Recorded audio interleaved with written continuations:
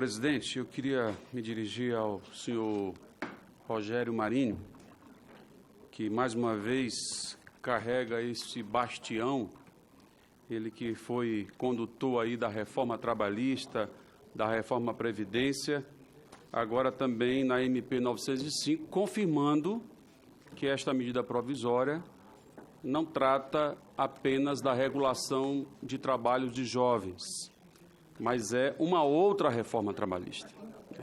Modifica mais de 100 dispositivos da CLT. Aliás, aqui mesmo a gente já ouve o discurso que deveria se acabar com a CLT. Eu tenho muita preocupação com esse tipo de pronunciamento, porque eu acho que a gente caminha aí na direção, talvez, de começarem a defender a revogação da Lei Áurea, porque é o que está acontecendo aqui em nosso país. Com esse discurso falacioso de que o mundo mudou, que tudo tem que ser adaptado a uma nova realidade, nós estamos andando para trás, dando passos cada vez mais longos para trás. Pior do que caranguejo, que anda de banda. E cada vez mais a gente se encontra a um período do passado que foi extremamente perverso com a humanidade, sobretudo aos povos de origem africana. De maneira que nós não podemos concordar com essa tendência. Nós temos que resistir e reagir, e é por isso que nós estamos debatendo essa medida provisória sob todos os aspectos. Senhor presidente, eu queria acrescentar ao meu tempo o tempo de líder, me permita. Sob todos os aspectos, começando pela forma de trazer esse debate à Casa Legislativa. Porque Vossa Excelência sabe, o senhor sabe, que quando o presidente Temer mandou para cá a reforma trabalhista, não veio em forma de medida provisória. E agora vocês mandam para cá em forma de medida provisória, impondo uma realidade imediata, porque ela já produz efeitos, impondo um cerceamento do debate, porque o rito da medida provisória, todos nós sabemos, que é muito mais célere e acaba sufocando as casas legislativas e sufocando a sociedade no debate que tem que ser feito sobre temas tão relevantes quanto esses. Nós estamos extinguindo direitos. O que se propõe aqui nessa medida provisória é extinção de direitos. Direitos que estão na Constituição Federal. Mas aí encontraram um jeitinho de não mexer na Constituição e, ao mesmo tempo, fragilizar ou até extinguir os direitos que estão escritos aqui na Constituição. Veja o caso, por exemplo, do parcelamento de férias e 13º. Está aqui, artigo 7º da Constituição Federal. É um direito consagrado de todo trabalhador, direito a férias, meu Deus do céu. Nós que temos recesso aqui, acabamos de esgotar mais de 30 dias de recesso, tem mais 15 dias no meio do ano. Ninguém fala em acabar com o recesso parlamentar, porque nós temos o direito sagrado de voltar às bases, ou descansar, mas o trabalhador está sendo vítima nesta medida provisória, com o fim das férias. Aí diz, não tem fim de férias, mas tem o parcelamento. O que é o parcelamento? É a estratégia para acabar com as férias. Porque não existe férias de curta duração. Isso é descanso de fim de semana. Férias tem que ser prolongado. Eu nunca vi, não tem lugar nenhum, não há parâmetro. E o mundo está mudando. Mas em muitos locais do mundo não é assim que funciona. As férias são prolongadas. Então, o que estão fazendo é acabando com a Constituição, que além das férias prevê também o fundo de garantia, que estão propondo aí a redução para os jovens, supostamente para incentivar o ingresso no mercado de trabalho. É mais uma falácia. O que vai fazer é incentivar a substituição de mão de obra.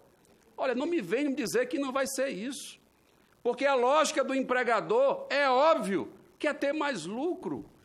E se tem um trabalhador que custa menos, ele vai contratar quem custa menos. E ninguém vai culpá-lo por isso, porque o raciocínio dele faz sentido, é lógico, porque ele busca o lucro. E nós estamos dando proteção a isso, incentivando a precarização dos jovens, Kim Kataguiri. Você que é um jovem, deveria defender a juventude e impedir essa maldade que estão fazendo com o jovem, com essa falácia de incentivo ao mercado de trabalho. Isso não vai acontecer. Isso não vai acontecer, como não aconteceu os 4 milhões de empregos prometidos pela tal falada reforma trabalhista. E nem as mudanças catastróficas, imensas, estratosféricas, que iam ser trazidas pela reforma da Previdência. Nada disso aconteceu e nem vai acontecer, porque não é por aí a solução dos nossos problemas. Eles atacam, vocês atacam, nessa medida provisória, a inspeção do trabalho, a fiscalização do trabalho, o Ministério Público do Trabalho, cesseando, inclusive, os termos de ajustamento de conduta, que é um instrumento fundamental para combater trabalho escravo. Trabalho escravo, que existe em nosso país. Para quem não conhece a realidade, é bom descer até a região amazônica, talvez, ou mesmo em mais próximo, para conhecer os problemas que a nossa população enfrenta no seu dia a dia. Então, senhor secretário, eu acho que nós não podemos concordar com essa relativização dos direitos que estão na Constituição Federal. Eu acho que nós não podemos concordar com esse jeitinho que vocês estão dando para poder não cumprir ou rasgar aquilo que está disposto em nossa Constituição Federal. E me permita, eu acho que nós precisamos insistir na necessidade de um debate mais profundo, insistir numa discussão que permita que a gente olhe para a realidade do povo brasileiro e entenda que o descanso nos domingos e feriados pode ter mudado o mundo, mas não mudaram os costumes. O domingo ainda é o dia da igreja para o povo brasileiro. O domingo é o dia do lazer, é o dia da comunidade, é o dia de assistir um jogo de futebol ou praticar o futebol. É o domingo. Querem tirar o domingo do trabalhador brasileiro. Qual é o sentido disso? Com que justificativa? Mais uma vez, a falácia de que isso vai gerar emprego. Pelo contrário, vai gerar mais desemprego, porque se o patrão pode manter o trabalhador trabalhando até os domingos, qual é a necessidade que ele tem de contratar mais mão de obra? É um contrassenso, não faz sentido, não se encaixa. Então é preciso que haja uma proteção ao direito fundamental das pessoas. Estou falando de gente comum, de trabalhador e trabalhadoras, da construção civil, né, do trabalho assalariado rural, né, dos trabalhos no campo financeiro, os bancários. Aqui se fala em acabar com a jornada de 6 horas, aí vai dizer, não, tudo mudou. Agora tudo é tecnológico, agora tudo tem um cartãozinho, você resolve tudo pela internet. Vá numa agência bancária, experimente ir numa agência bancária, fique lá por algumas horas e veja o tamanho das filas. E você vem me dizer que mudou e que por isso tem que acabar com a jornada de 6 horas, uma conquista da categoria desde 1933, e que está consagrado na Constituição, está aqui, ó, jornada de 6 horas para o trabalho realizado em turnos ininterruptos. Está previsto na Constituição. Não é só essa categoria que trabalha às 6 horas, tem outras categorias que trabalham 6 horas. É uma modalidade contratual existente, mas a mão amiga do governo para os banqueiros, porque só quem ganha com isso são os banqueiros.